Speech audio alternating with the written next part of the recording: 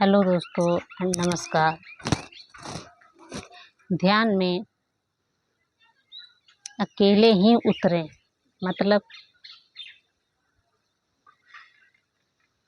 मतलब ये है कि इस बात से मुझे अपना याद आ जाता है पास्ट लाइफ। मैं किस तरह परेशान थी और बहुत ज़्यादा परेशान थी। अच्छे गुरु के तलाश में कोई न कोई मित्र मिल जाए जिसके सहारे मैं आगे बढ़ सकूं, जिसके सहारे मैं ध्यान को उपलब्ध हो सकूं, अपना मार्ग बना सकूं। मगर जो भी मिले, मैं अपना सच्चाई और एक्सपीरियंस बता रही हूँ कि मेरे साथ क्या क्या हुआ। मुझे जो भी मिले, सद्गुरु भी मैंने ऑनलाइन तलाश किया, ऑफलाइन तलाश किया, मगर चार्ज वो तो अलग थे। और जो आपके अंदर जो बोल रहा है उसकी सुने, दूसरे की ना सुने। मतलब ये है कि कोई सद्गुरु अगर आपको रास्ता भी दे रहा है ना, तो समझ नहीं आएगा, देखते रह जाएंगे कि क्या हो रहा है। और जो हमारे अंदर से आवाज़ आती है कि नहीं ये चीज़ करना है, तो उसको कीजिए। क्योंकि ये जो अंदर का आवाज़ है ना, ये इस जन्म का नहीं, पिछले जन्म का आवाज़ है। और वही हमें बार बार अंदर से आवाज़ देती है कि हमें किस ओर चलना है। हालांकि हम थोड़ा सा अस्त व्यस्त हो जाते हैं, हमें समझ नहीं आता है। तो अगर गुरु भी मिले तो मेरे समझ के बाहर।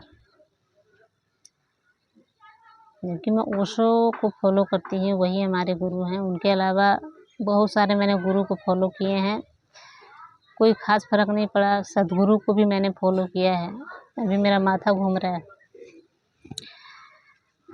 मगर उनके भी चार्ज बहुत हैं। I can't. तो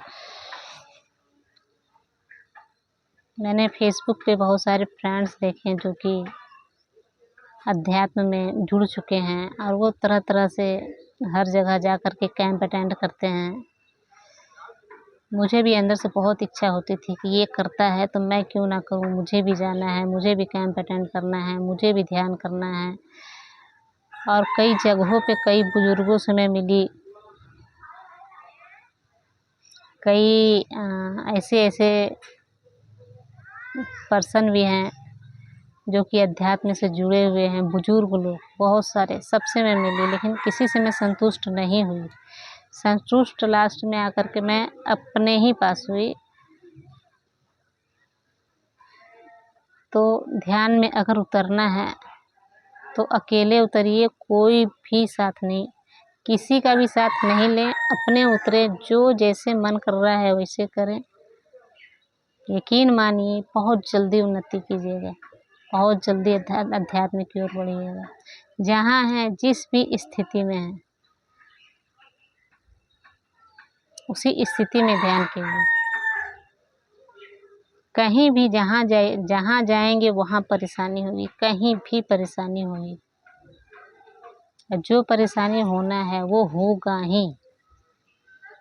जो ईश्वर ने हमारे साथ रच रखा है, जो हमारे आसपास हैं, वो ईश्वर का ही भेजा हुआ दूत है, या फिर जहाँ हम आए हैं हमें ईश्वर ने ही भेजा है कि जाओ तुम वहाँ। अब हमारे पिछले जन्म के जितने भी कार्य हैं, जिनके जिनके साथ हम जैसे जैसे किए हैं, वो इस जन्म में आकर के हमारे साथ होता है। तो जो होना रहेगा वो होगा ही, इसे कोई टाल नहीं सकता। धरती के किसी भी कोने में हम चले जाएं, इसे कोई नहीं टाल सकता है। तो टेंशन फ्री जहाँ भी हैं, जिस भी स्थिति में हैं, वहीं पे ध्यान करें।